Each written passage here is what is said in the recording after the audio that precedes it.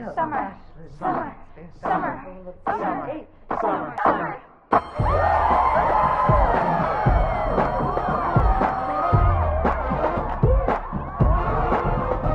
It is officially summer, and if you clicked on this video, I know that you are looking for the best summer book recommendations, and I'm here to give them to you. Listen, I've done so many recommendation videos on this channel at this point. I really did. There are some that will slip through the cracks that I've definitely talked your ear off about before, or maybe not. If this is your first video clicking on me, hi, my name's Destiny. But I really did try to pull some books off the shelf that I feel like I could recommend for the summertime that are really good summer reads, that are really good escapism, that you guys would have a really good time with this summer. So let's just get into it. I do want to say a quick thank you to the sponsor of today's video, which is Squarespace. You guys know I've talked about Squarespace so many times on this channel. They are where you should go if you need to build a website for literally any reason. Squarespace has tailored everything to make it as easy as possible for you to have your website running to the best of its capability. And they're offering brand new things. You can now sell content on Squarespace, whether these are videos,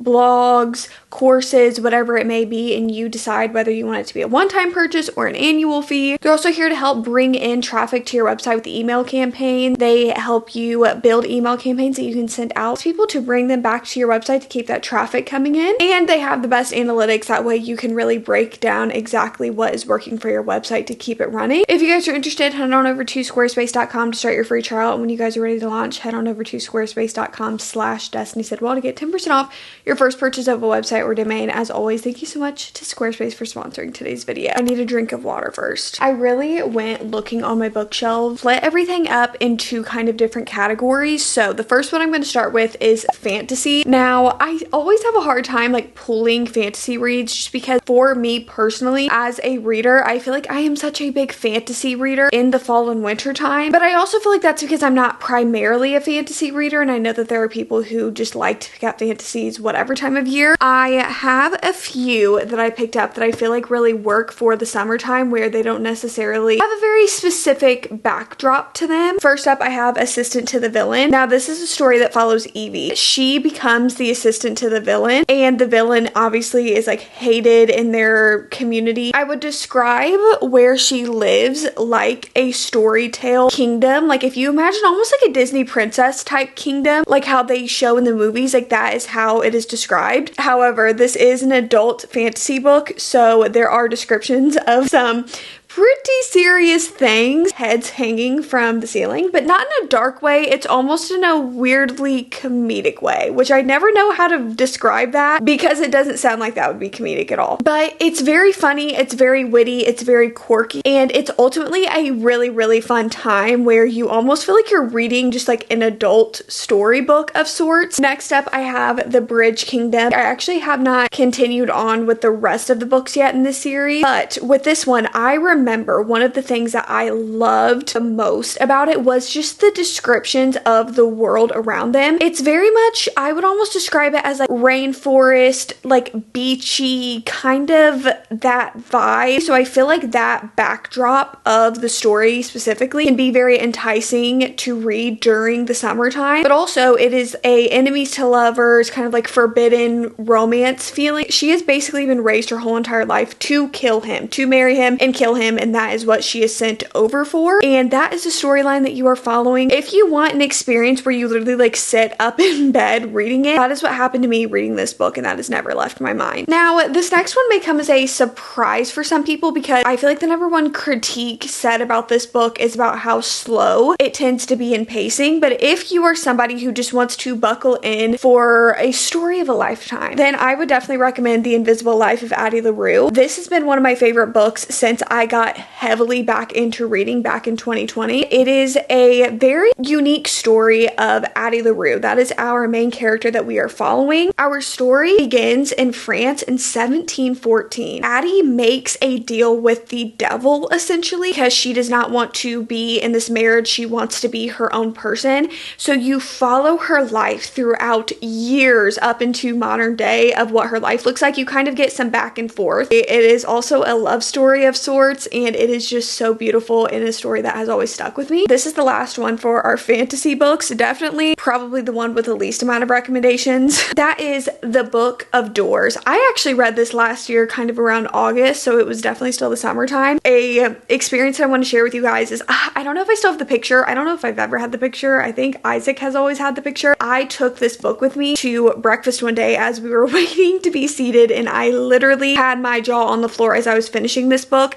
I really enjoy the plot of this one. It's also not too long, and it's a little dark and twisted as well. We kind of face some villainous characters in this story that I did not expect to be as much of a threat as they were. When we were reading some of the things that they were doing and saying, I was flabbergasted. We're following our main character, Cassie, and she works in this bookstore in New York City, and there's this old man that comes into the store all the time that she's very fond of, and one day something happens and there's an accident and he leaves behind this book for her. This book is the Magical Book of Doors, and she soon figures out just exactly what threats and magic this book holds, and different people that she discovers that own different books that have different magical powers to them. The magic system is just so interesting, and it takes place in actual, like I said, she works in New York City, and they're kind of going in and out of different places throughout the world. Very mind-bending. It's thrilling in moments. It's a really good time. Next up, I'm going to recommend you some young adult books. This one might be smaller in recommendation than the fantasy one. I just realized that I just brought over the entire series, so I thought that there were more recommendations. Honestly, for me, I've aged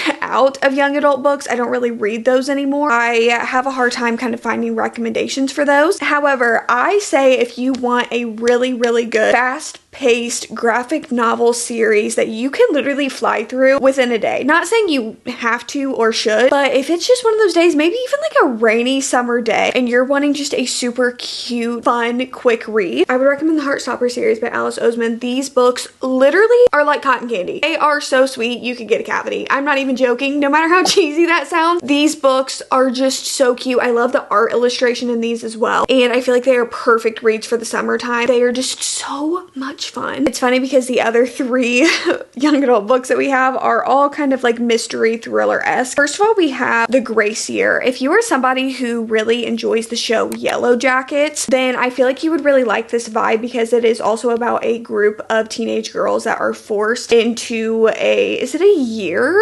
Yeah. Destiny, the book is literally titled The Grace Year. They are forced into a year of isolation within the woods to basically get rid of their magical powers that they gain when they're 16, so they can come back purified and ready for marriage.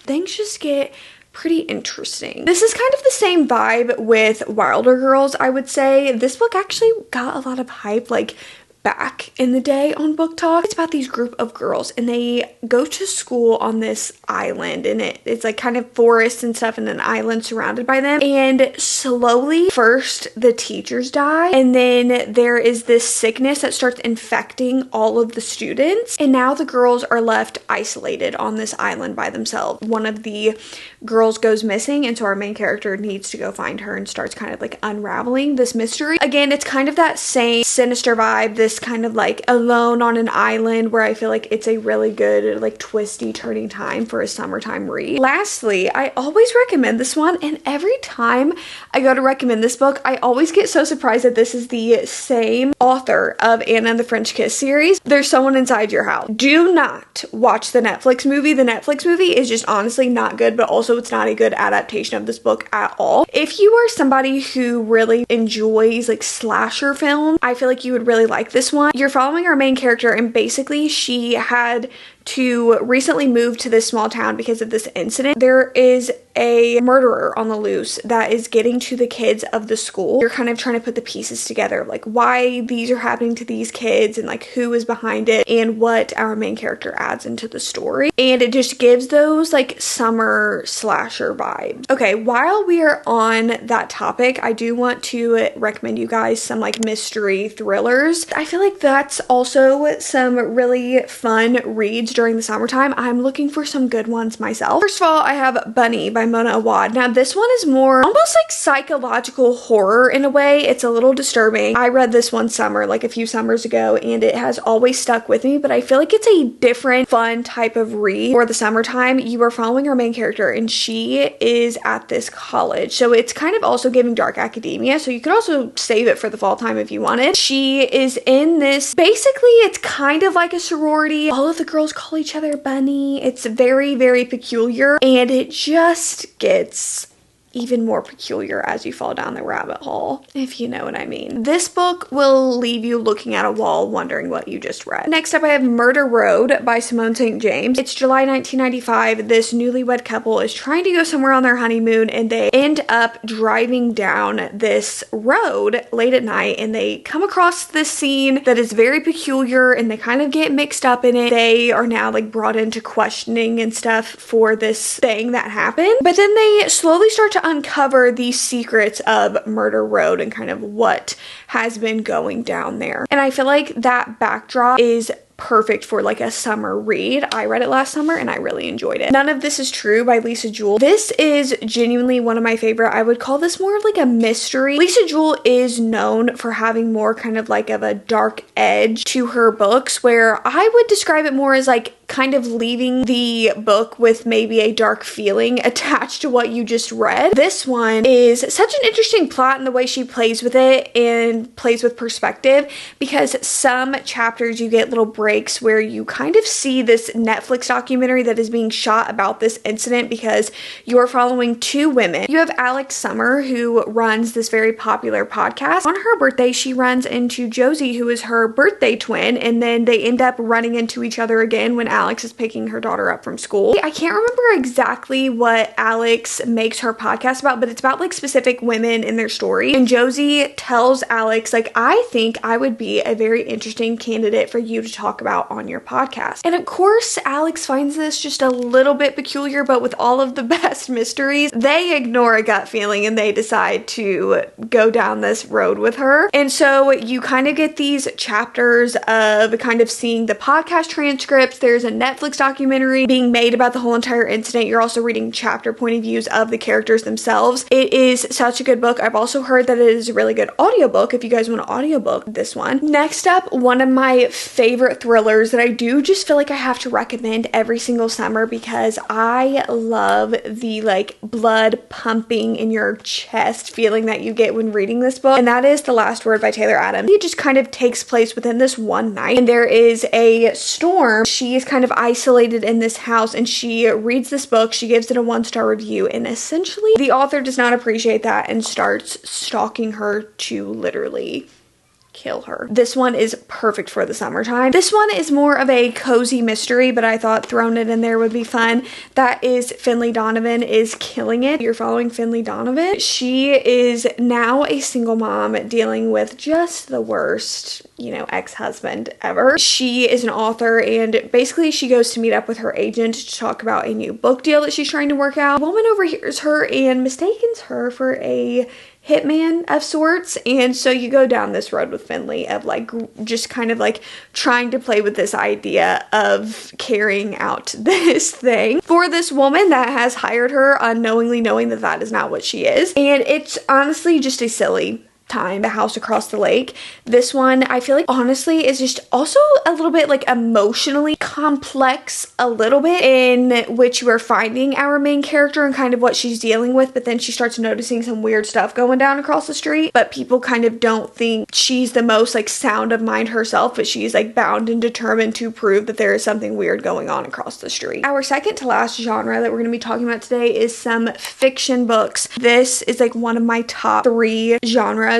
to read in the summertime. I absolutely love reading a good romance or a good fiction. First and foremost, I'm going to recommend you a book off of Taylor Jenkins Reid's backlist, which is Maybe in Another Life. I just feel like the plot of this book is very interesting and a really good escapism read to explore, where basically you are following our main character. We're following 2 completely different storylines of her life. She goes out with her friend. You're following a life in which she would have went home with this guy that she used to know, and then a life where she didn't, and how the 2 of them can be be similar in ways, but how much different they are based off of that one little decision. And I just feel like those plots in books where there's like a specific kind of theme to the story are a really nice little form of escapism, whether you are just in your house, you're at the beach, you're at the pool, wherever you're at. And I would definitely recommend this one for that. If you want a tale about friendship that just feels so real, that basically you're like, girlhood can really be defined by so many moments that just so many people have went through, be sobbing by the end of it, I would recommend Firefly Lane by Kristen Hanna. This is definitely, I think, just still my favorite Kristen Hanna book ever. Again, I just love books about friendship that just feel so real. You're following Kate and Tully, and basically you're following them through a huge majority of their life. They've known each other since they were literally like, I think like 12, 13 years old. They've been best friends, and you're following them throughout their whole entire, like up into their 40s and 50s. I think it's like around that age. What comes with being friends with somebody for that long and having such a close dynamic with people, and what that looks like realistically, it just really hit home. And there's a TV show to go with it. I've never watched the TV show, but I love this book so much, and I have been recommending it for years. Please pick it up. This book you probably see around a lot. However, sometimes just when I think back on some of my favorite books that I've ever read, like within the summertime, I always go back to Malibu Rising by Taylor Jenkins Reid, because I really do love this little Hollywood series that she did. This one is just unmatched for me. I loved the vibes of it, the surfing. In this book, there's like an inside joke, if you've read the Hollywood series, of this specific character that kind of pops up throughout every single book that everybody kind of noticed, and we were like, oh my gosh, like why does this person keep popping up? And this book is you finally kind of getting the backstory of that character via one of their children. So it was very interesting to kind of see that story and then see our main character story play out. I really want to reread this one this summer, so we might be taking this one down from the shelf, and it's coming home with me. Literally me putting this to the side because I'm like, no, I think I'm actually going to reread that. This next one I do want to recommend because I feel like the backdrop of the story could be enjoyable within the summertime, but I do want to say that there are heavy depictions and topics and discussions around depression and mental health and suicidal ideation. So I do want to tell you guys that that is a big part of like the first half of this book almost, to definitely watch out for that because it does discuss those more serious topics. That is The Wedding People, and I feel like I see so many people really either love or hate this book. You're following our main character. She checks into this very nice hotel for the weekend, not knowing that there is a huge wedding going on, and she has these plans of what to do, and the bride finds out about it and basically is like, you are not ruining my wedding by doing this. They become almost unlikely friends. It's also just kind of a tale of self-discovery, even sometimes what our main character helps other people discover about themselves. It's a very interesting dynamic, an entertaining read. Would it be a summer book recommendations video if I did not give you my wine aunt book recommendation of some Elin Hilderbrand book? I don't know why I've always called them that. I just feel like, I don't know. I am just going to dwindle it down to two different recommendations, kinda. I would say that these are my favorite Elin Hilderbrand books. Winter in Paradise trilogy. They are these three books. It's Winter in Paradise, What Happens in Paradise, and Trouble in Paradise. They basically are all one continuous story, but the first book starts off with, you're following Irene. She has her husband. He like goes, I forget what business he does, but he kind of travels, does business. They live a very comfortable life. Then all of a sudden one day something happens to him, and Irene starts finding out some pretty big things, and she has to go over to the island of St. John to kind of unravel this big mystery that's going on. Throughout these other two books, she also has two sons, and they come over to St. John as well, and you follow them throughout all three of these books in St. John and things that happen with all of the characters and romances and love and life. Technically those were three, but this is what I meant by the other one. The Hotel Nantucket by Elin Hilderbrand is literally, again, one of my favorite books that I've read by her. It was just so entertaining, and I loved the vibe of Nantucket in this book. If you guys didn't know, Elin Hilderbrand writes about Nantucket, and pretty much almost every single book that she has written in her career takes place kind of on that island. This one was one of the last ones that she wrote, because now I think she's no longer doing the Nantucket series. But this one is kind of about this hotel, Hotel Nantucket, that is reopening. That's kind of a big scandal that it's reopening because it's kind of a little bit haunted, and some stuff has went down there. There is this big like reviewer that they need to get a good review from for it to be a success. Hotel Nantucket, it has everything in the recipe of Ellen Hildebrand's other books, and it's just so entertaining. Talking about some more entertaining rich people, we have 9 Perfect Strangers by Liane Moriarty. This also has a TV show to go with it. You're following all of these different characters that go to this wellness retreat of sorts, and then they all are there for different reasons, and you kind of have the head like person there and all of the things that they have to do. It's just a little bit of a spooky fun time. Not really spooky like, oh, it's scary, but it's just like, it's a little different. It's a little different. Rich people at a retreat.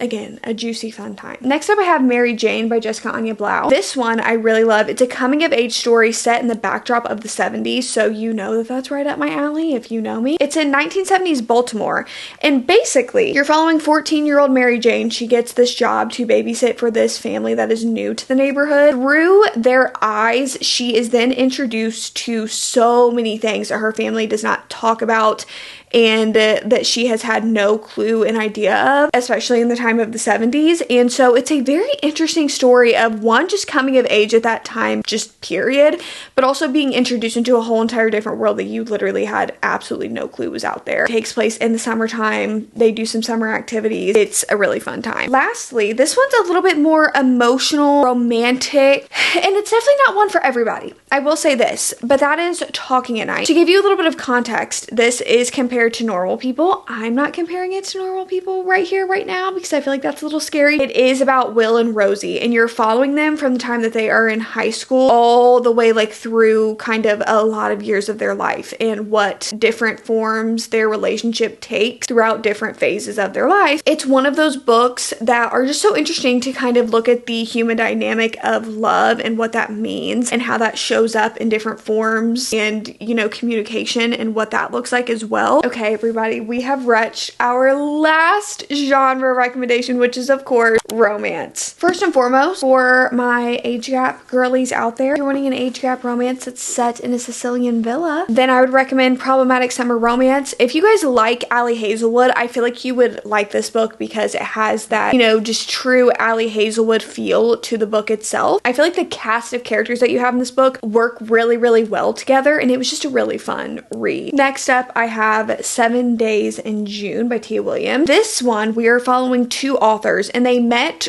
earlier on in their life. It is deeply romantic. I feel like there's a very famous line that has been seen all around from this one, and just in case you haven't seen it, I don't want to spoil it for you because I feel like it's a line that like when everybody comes across, you're just like, that eats. But it's a romantic story about 2 people who have loved each other and what that looks like. And I love books about 2 bookish people, and this one was really beautiful. Fun one is The Rom-Commers by Catherine Center. This one, what is the direct term that I'm looking for? Is it like a screenwriter writes the script for movies? Oh my gosh, she is. Okay, Emma. And basically she has been trying to get into that business for years. This position falls into her lap where basically she's told that this guy needs help writing this like romantic story screenplay, right? She shows up and he's kind of like, I don't need your help, and this is the dynamic that they have, and she moves into his house to kind of help him write this one. Just a very interesting dynamic. There's a lot of emotions in the story because Catherine Center always writes a lot of emotions in her books, but they're always very quirky and very silly, but very emotional at the same time. The Paradise Problem by Christina Lauren. I loved this one last year. I read this one on vacation last year, and I did not expect it to love it as much as I did. It was so fun. Our main character, Anna, is literally just so funny to me, provides so much comedic relief into the story because basically in college, to help get like housing and stuff, Anna married Liam while they were both at UCLA. It's a few years later, and basically Liam pops back up into her life. They've never really had a conversation before, and he's like, hey, listen, we're still married. I need you to come to this wedding with me for a week with my family who is insufferable and so rich, and I need you to act like you're my wife and not ask any questions. And she basically goes along with it, and you go along with them on this week in paradise with his insufferable family. It is a great time. Yes, I need to take a quick little break and just absolutely recommend you every single Annabelle Monaghan book. I feel like her books are perfect for any time of year, but they are genuinely just a love recipe for the summertime. Specifically, I feel like my 2 absolute favorites by her are Summer Romance, which is one of my favorite books of all time, but also her new release, It's a Love Story, that just came out. I love literally all of these. Recommend you them via their plot. The same time next summer, Sam is engaged. She goes back to the beach house that she grew up going to. Basically, she runs into Wyatt, who used to have like the neighboring house to hers, and she grew up spending summers with him, and kind of what that rekindling feeling feels like. Then you have Nora Goes Off Script. Nora is also a screenwriter, and she's specifically a Romance Channel screenwriter. She sells one of them. It's based off of her own like personal experiences, and they come to her house to film it. And the guy who is playing the male main character in the movie, he is this like super huge actor. He basically just ends up staying because it's like in a little house like behind her house. They just strike up this unlikely relationship and in friendship, and just kind of what that turns into. Summer Romance, again, one of my favorite books of all time. The emotions in this book and the different things that I broke off from this book and taken with me forever, just a piece of myself that I will always carry with me, that is in this book. You have Allie, and she is like recently divorced, has been going through some things. She hasn't put on big girl pants in a really long time. She's trying to pick herself back up, and she meets this guy along the way, and it is more just a story about her, but also how he kind of follows along and aids with her throughout this like self-discovery and kind of patching back up her life and finding out who she is again. And I love it so much. I also need to reread this one. It's a Love Story. This is the newest release from Annabelle Monaghan, and basically you're following Jane, and she used to be this like famous like child actress. I don't know what the career is called, but basically she's trying to get movies greenlit, and she is like desperate to get this one greenlit, so she begrudgingly enlists the help of this guy that she works with that she just like does not like, and they are basically following this guy around that she used to know back from when she was like a child actress to get him to write a song for this movie, to get it picked up to be made, because she really wants the movie to be made. And they spend the summer, it's like an East Coast summer that she spends with this guy from work in his family, and it's just, it is so good. Next up, I have Summer Fridays. Annabelle Monaghan literally has a blurb on this book. This one takes place in New York City in the 90s to, I think, 1999 to 2001. It's about Sawyer, and she works in publishing, and she basically just trying to kind of like figure out her life, and she ends up crossing paths with this one guy, and they basically strike up this thing of Summer Fridays together, spending these Summer Fridays together in New York City, going on all of these adventures. The X-Files. This one is a second chance romance for you second chance romance girlies out there. It takes place at both of our main characters. They share a best friend. They've like all three been best friends, and they used to date for years, and then they broke up, and then basically they are now seeing each other for the first time for this wedding, because like he doesn't live where she does anymore and all of that stuff. You are seeing the growth within characters and falling back together over this wedding weekend. Another kind of second chance childhood friends to lovers, we have The Infinity Between Us. This one is, I think these two families used to come to this beach house. They spent 18 years of summers in this beach house that brought Violet and Will together, and basically something happened that just splits everybody up. Violet comes back to the house to get ready to sell it, and then who is there? Will. It's a very short book. I feel like it's a short but sweet book, and it is entertaining. Childhood friends, lover, second chance romance, a novel love story. I feel like this one is such a good plot, especially if you are a book lover. Basically, our main character unknowingly gets trapped within the world of her favorite small town romance series, basically meets the characters from her favorite books, is basically just trying to figure out this life that she has stepped into somehow. It is such a fun plot, and I feel like it's again another really good escapism read. One Golden Summer by Carly Fortune. This one really knocked it out of the park with me with Carly Fortune, because if you guys know, you know, I didn't love Carly Fortune books, but this one just did it for me. You're following Alice, and basically she had this one summer spent at the lake with her grandma when she was a teenager, and now she's going back to spend a summer with her grandma. She's a photographer, and so she's wanting to take pictures and kind of refine herself, refine this spark for her love and her work. And then she meets Charlie. He's helping out around the house and stuff, and they just spark up this friendship. The chemistry and banter and just the tension-filled moments that felt like actual physical chemistry between people was so good. Also, I loved Alice, and I loved what her photography brought into the story. Last but certainly not least, Atmosphere by Taylor Jenkins Reid. I am loving the books that Taylor Jenkins Reid is putting out. This one's actually a love story. There's so many layers to it. It is about our main character, Joan, is genuinely one of just the best main characters that I have read in such a long time, as in just the actual character in her and just the good in her that everybody sees and that she gives to everybody. It's literally set in the backdrop of the 1980s of a woman trying to get into NASA and become an astronaut and make a name for herself. And there's also a love story that just absolutely had me sobbing by the end of the reading experience, and I absolutely loved it and I would recommend you guys pick it up. Well, that is your required reading list for this summer. I expect you guys back in September to tell me all about all of these books that you've read. Until then, I hope you guys enjoyed today's video. If you guys did, you guys know what to do. Like, comment, subscribe, all that YouTube stuff you guys know to do. Love you guys so much. I appreciate you. Happy summer reading, and I will see you guys when I see ya. Peace.